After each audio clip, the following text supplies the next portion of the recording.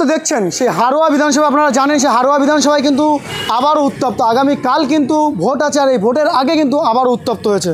আপনারা জানেন ভাঙড় আমরা দেখেছিলাম, খবর দেখেছিলাম শিরোনামে ভাঙড়, এবার কিন্তু ভাঙড় বাদে এলো এবারে কিন্তু হারোয়া বিধানসভা।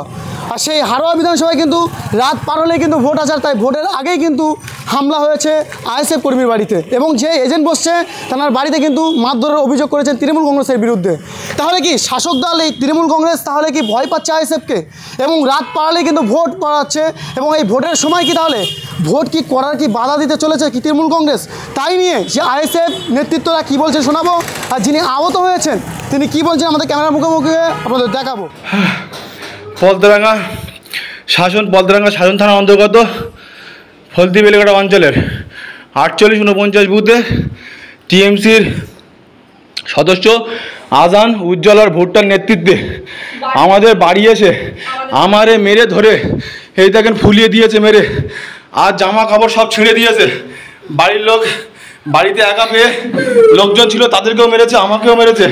বিশেষ করে আমার টার্গেট করে এসে আমাকে মেরে জামা কাপড় সব ছিঁড়ে দিয়েছে। শাসন থানায় যাবার সাহস আমার নেই, শাসন থানায় যে আমি যাব সে সাহস নেই।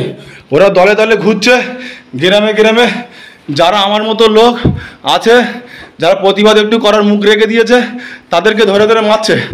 আমি পলতরাঙ্গা 49 নম্বর বুথের আব্দুল রাজ্জাক লস্করের ছেলে এমডি সামিউল লস্কর বলছি, দয়া করে আমাকে সাহায্য করুন, যেভাবে হোক আমাকে সাহায্য করুন। আমার বাড়ি এসে আমাকে মেরে ধরে বেরিয়ে গিয়েছে, কি বলবো, কিচ্ছু বলার নেই।